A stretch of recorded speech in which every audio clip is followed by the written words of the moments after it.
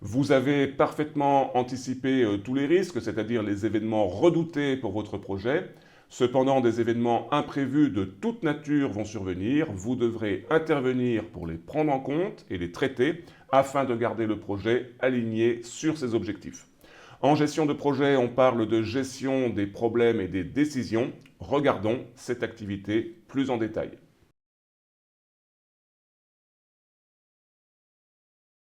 Voici donc la définition d'un problème. Il s'agit d'une situation qui entrave ou risque d'entraver la bonne réalisation des objectifs du projet. C'est aussi un événement imprévu lié au projet qui a déjà eu lieu. C'est différent par rapport au risque et qui nécessite l'intervention du manager du projet.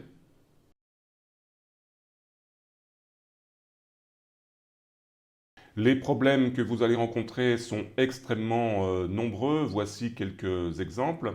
Tout d'abord, le dépassement de budget, c'est-à-dire que le projet dépense plus d'argent que ce qui était prévu, par exemple avec l'emploi de consultants qui sont beaucoup plus expérimentés et qui ont donc un coût plus important. Retard dans le planning, le projet ne respecte pas les délais prévus.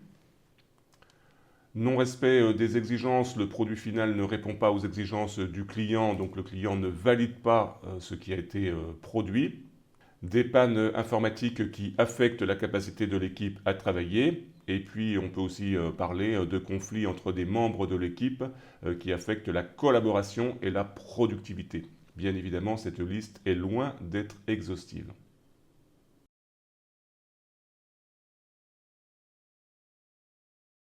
Voici quelques points clés qui vont vous aider à traiter les problèmes. Tout d'abord, identifier au plus tôt le problème suite à par exemple vos réunions d'équipe.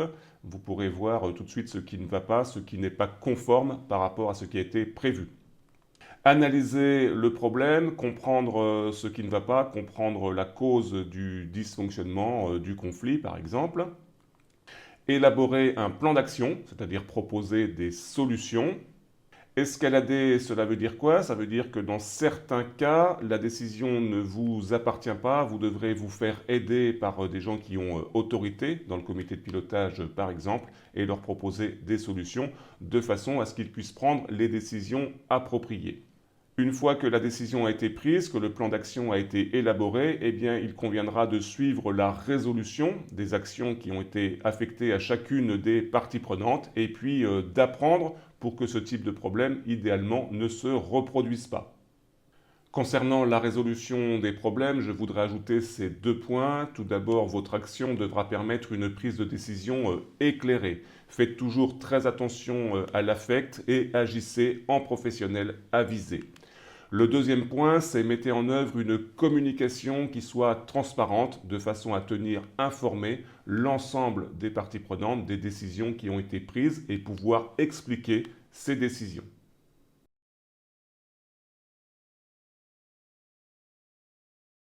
PM Square préconise de décrire la manière dont les problèmes vont être pris en compte et gérés, soit dans le manuel du projet, soit dans un plan spécifique qui s'appelle le plan de gestion des problèmes. Je vous présente ici la table des matières du plan de gestion des problèmes qui décrit donc les rôles et les responsabilités dans ce domaine, qui décrit également la procédure d'escalade et de prise de décision ainsi que le suivi des actions. Regardons maintenant ce que prévoit PM Square au titre du groupe de processus de surveillance et de contrôle pour le suivi des problèmes et des décisions.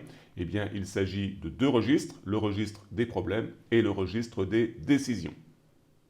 Voici la structure du registre des problèmes avec deux parties. Une partie consacrée à l'identification et la description du problème et puis une partie consacrée à l'évaluation et aux actions qui vont être liées à la résolution de ce problème. Voici donc la structure du registre des décisions qui présente l'identification de la décision, qui présente le modèle de pilotage et de suivi de cette décision et également les conditions de mise en œuvre de la décision. Le registre des problèmes et le registre des décisions qui est présenté ici peuvent tout à fait, au titre de l'adaptation et de la personnalisation de la méthodologie, être fusionnés en un seul registre.